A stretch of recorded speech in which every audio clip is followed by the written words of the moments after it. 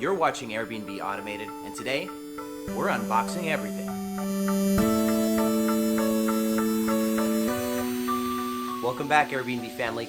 Today, we're talking about the bedroom. We're actually going to do a deep dive on all of the tips I think I should give you about how to set up a king-size bedroom, and I did it in under $2,000, so I'm going to walk you through how I accomplished that because, of course, the bed looks wonderful, and I modified it so that way it's super sturdy. I know that a lot of you who have bought big beds like this have had them break, right? The mattress falls through and your guests complain. I fixed that and I did it on the cheap. You're gonna love this video. Let's get right into it. So the first thing I wanna cover is what I did with the bed to make the bed special.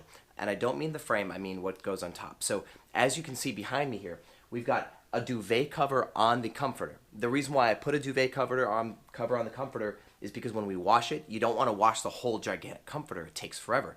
You slip the cover off, you have a replacement duvet cover, you put the new cover on, and you throw it in the wash. That way, your bed can be remade without having to rewash that one thing. And this will slow your business down by an hour and a half if you don't have something like this, some sort of operations-based system here. So you'll notice I have 4 pillows. I've got the decorative pillows and whatnot. This is important because it photographs better with 4 big king-size pillows. And another thing I'm going to show you. Let's walk. So another thing about these pillows is it's not just simply 4 of the same pillow. You'll notice, see the end here, this one's got a little white line, and this one's got a blue line, like a blue body. These are 2 different types of pillows that are extremely comfortable for different types of people. See, you don't know who's going to be staying in your bed, so you need to create a little variety with your pillows so that way every guest says, oh yes, this was the most comfortable sleep ever. Next thing, now let me show you the frame. So this bed I got for $400, but of course the reason why it's so cheap is because it just looks good. It's not actually made of anything really sturdy. So what I had to do is, let's pull this up here, is I've got this metal frame that I bought on Amazon for about $100. This metal frame is supposed to be a standalone bed frame.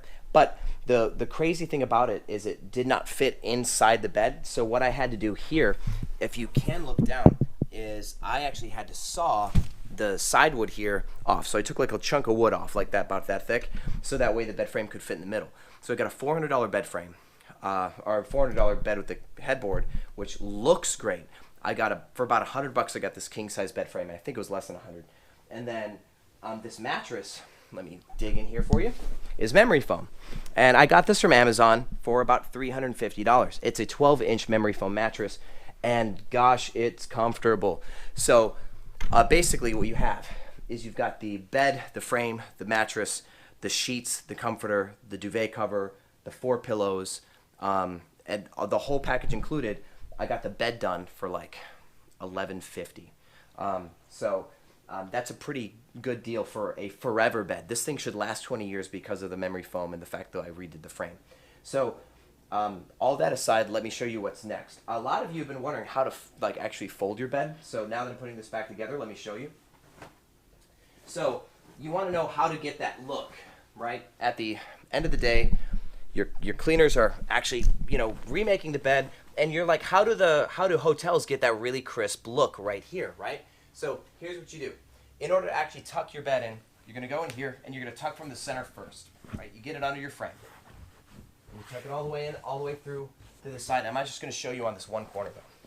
Once you get it to tuck all the way through here, right now this is the moment of truth. You take this, you kind of knife your hand under it like that to create the fold. You pull down, and then you tuck that in through. See, and that's how you get that crisp look right on the corner. So if you have any questions, I'll do that again in slow motion. So that's how you fold the bed. Now let's talk about the math behind the sheets. So as you guys have seen my MBA bottlenecks and throughputs video, we talk about how to speed up your cleaning process by having multiple sets of sheets. Question is how many sets of sheets do you need exactly? Because this bed comes with 4 pillows, right? Which means you need 4 pillowcases per guest. So I actually love these sheets. By the way, I'm going to link all these if you want to actually, anything you like, I'll put a link for you to be able to get it. So these king-size sheets are actually a steal of a deal, and I love them. But they only come with 2 pillowcases, which you can't read, but I'm pointing anyway. So what that means is for the 3 sets of sheets that you need to get, like I told you, you are short 6 pillowcases. But here's what's cool. You need 2 duvet covers because you don't wash them every single reservation, so you don't need quite as efficient of a throughput on this. So you need 2 duvet covers, but these actually come with 2 pillowcases each. So you have 10 pillowcases out of the 12 that you need. So very simply, you just buy 1 extra set of 2 king-size pillowcases, and that's it. So you have 3 sets of sheets, 2 duvet cover sets, and then 1 extra set of 2 pillowcases, and that makes sure that you have 4 pillowcases per sheet set, which is 3. Now, here's what I did with this king-size bed too that's actually a little fun.